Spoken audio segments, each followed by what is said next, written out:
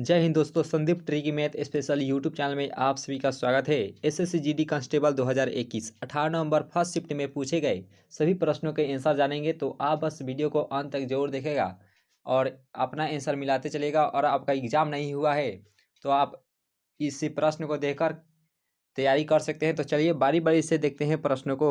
और यहाँ पे पूछा गया था कि ओजोन परत वायुमंडल के किस मंडल में पाया जाता है। तो ओजोन का सूत्र जो होता है वह O3 होता है और ओजोन दिवस 16 सितंबर को मनाया जाता है। और यह जो पाया जाता है स्ट्रेटोस्फीयर में, यानी कि समताप मंडल में ओजोन परत पाया जाता है, याद रखिएगा। और यहाँ पे प्रश्न था कि कोशिका का आत्मघाती थैली किसे कहा जाता है। तो कोशिका का आत्मघाती थैली लाइसोसोम कहा जाता है। और कोशिका का पावर हाउस माइटोकॉन्ड्रिया को कहा जाता है, याद रखिएगा। काफ़ी महत्वपूर्ण सवाल है। चुंबकीय फ्लक्स का मात्रक क्या होता है। तो चुंबकीय फ्लक्स का मात्रक वीबर होता है, जिसे WB से सूचित करते हैं, याद रखिएगा। और ये यहाँ पे प्रश्न आया था कि यूनेस्को के मुख्यालय कहाँ स्थित। मुख्यालय से एक प्रश्न आ रहे हैं, तो मुख्यालय जरूर देख लीजिए। WHO WTO इसके मुख्यालय है जिनेवा में स्थित है। और यूनेस्को का मुख्यालय पेरिस में है। और सूर्य का पर्यायवाची शब्द पूछा था, तो सूर्य का पर्यायवाची शब्द भास्कर या रवि हो जाएगा, याद रखेगा। और यहाँ पे एक संधि विच्छेद से था कि गणेश का संधि विच्छेद क्या होगा। तो गणेश का सही संधि विच्छेद गण जोड़ ईस होगा, क्योंकि यहाँ पे अ और बड़ी ई का मात्रक ये ए का निर्माण करती है, बड़े ए का। तो गणेश का सही संधि विच्छेद गण जोड़ बड़ी ई ईस हो जाएगा।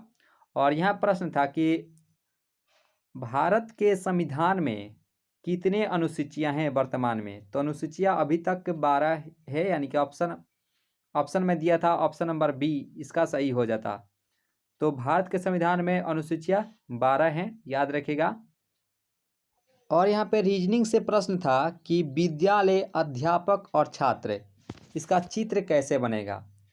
तो विद्यालय में छात्र भी रहते हैं और अध्यापक भी रहते हैं, तो एक तरफ छात्र और एक तरफ अध्यापक हो जाएगा। ये बड़े वाला विद्यालय, क्योंकि विद्यालय में ही छात्र और अध्यापक जाते हैं, याद रखिएगा। इस प्रकार से चित्र बनेगा। और पूछा गया था कि CD का संबंध HI से है, तो वही इसमें से चुनना था किसका संबंध किससे होगा। C जो है वह 3 नंबर पर है और D जो है यह 4 नंबर पर है। और H जो कि हाई स्कूल यानी कि H 8 पर है और I 9 पर है, तो 9 पर हो जाएगा। और 3 से 8 ये 5 बढ़ेगा और 4 से 9 ये भी 5 बढ़ रहा है। A और B ये तो होगा नहीं, ये तो बहुत अधिक बढ़ जा रहा है, तो A होगा नहीं।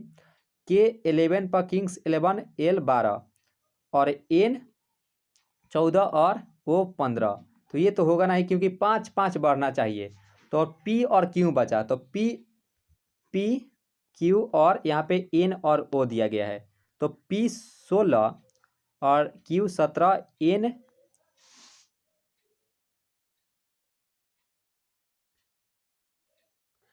N Q ये भी N O ये भी नहीं होगा, लेकिन जो यहाँ पे एक ऑप्शन और था कि P Q और U भी, यहाँ पे P 16 और Q 17, U 21 और V 22 होता है। तो यहाँ पे 5 5 बढ़ रहा है, तो ऑप्शन नंबर जो D था ये सही हो जाता।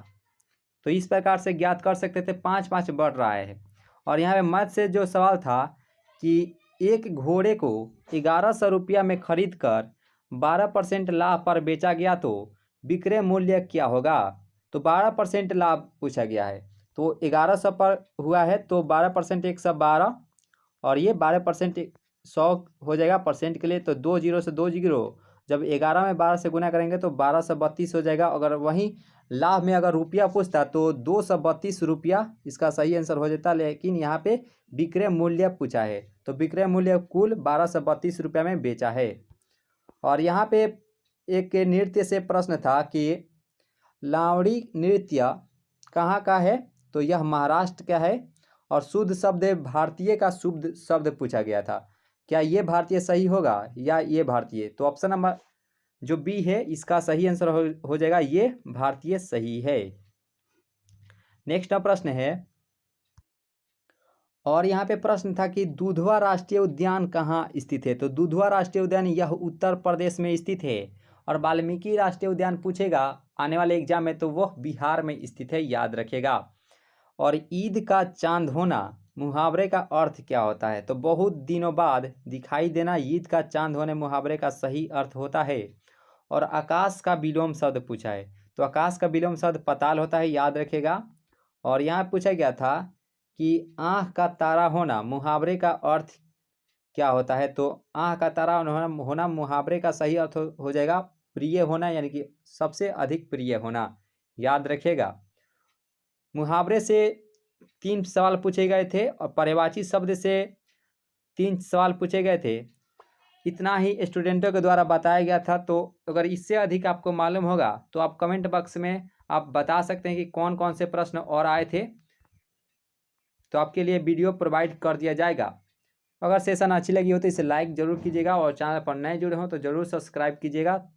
तो मिलते हैं नेक्स्ट वीडियो में, अभी के लिए इतना ही। Thank you.